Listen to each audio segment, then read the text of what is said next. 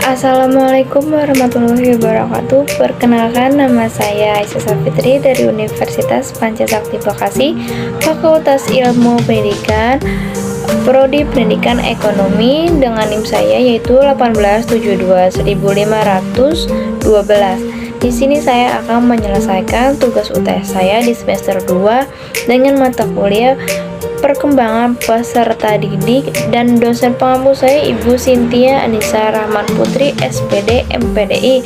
Di sini saya memilih topik yaitu masa usia dini dan tugas perkembangan usia 2 sampai 6 tahun. Perkembangan fisik pada masa kanak-kanak ini awal terjadi rentan pada usia 2-6 tahun. Masa ini sekaligus merupakan masa prasekolah, di mana anak umumnya masuk kelompok bermain di taman kanak-kanak. Perubahan ini meliputi yang pertama, perubahan dalam tubuh seperti perubahan otot, sistem syaraf, organ-organ indrawi, pertambahan tinggi dan berat, dan hormon. Yang kedua adalah perubahan dalam cara individu dalam menggunakan tubuhnya, seperti perkembangan keterampilan motorik dan perkembangan seksual. Perkembangan intelektual, yang artinya kemampuan berpikir, kemampuan menggunakan otak. Perkembangan kognitif berarti perkembangan anak dalam menggunakan kekuatan berpikir.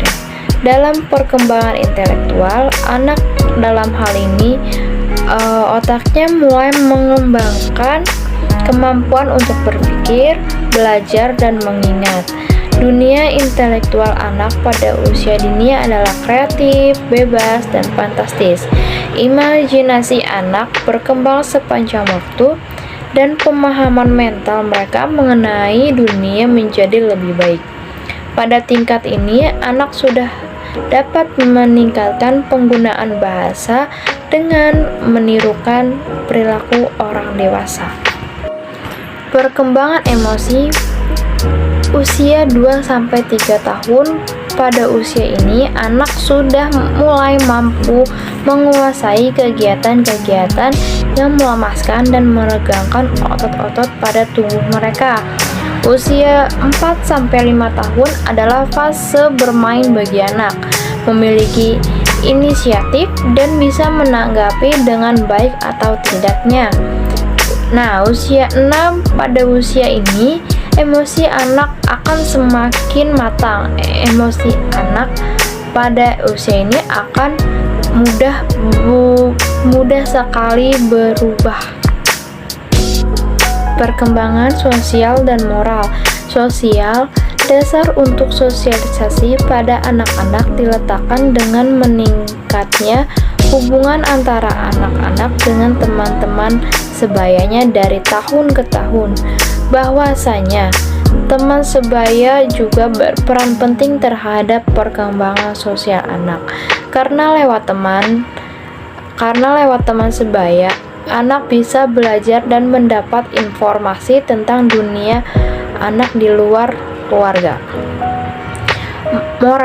Moral adalah perkembangan yang berkaitan dengan aturan dan konvensi mengenai apa yang seharusnya dilakukan oleh manusia dalam interaksinya dengan orang lain. Perkembangan moral pada awal masa anak-anak masih dalam tingkat yang sangat rendah. Hal ini disebabkan karena perkembangan intelektual anak-anak belum mencapai titik di mana ia dapat mempelajari dan menerapkan prinsip-prinsip abstrak tentang benar atau salahnya. Implikasi pada pendidikan. Setiap pendidik harus mengetahui dan selayaknya memahami seluruh proses dan tugas perkembangan anak. Menurut Muhyiddin 2005, pengetahuan ini dapat digunakan untuk yang pertama, guru dapat memberikan layanan bantuan dan bimbingan yang tepat kepada para siswa dan siswinya. Yang kedua, guru dapat mengantisipasi kemungkinan-kemungkinan timbulnya kesulitan belajar pada siswa dan siswinya. Yang ketiga, guru dapat mempertimbangkan waktu yang tepat untuk memulai aktivitas proses belajar mengajar. Yang keempat, guru dapat menemukan dan menetapkan tujuan-tujuan pengajaran materi atau pokok pembahasan pengajaran tertentu. Itu saja yang dapat saya paparkan dalam materi ini. Kurang lebihnya saya mohon maaf. Wassalamualaikum warahmatullahi wabarakatuh.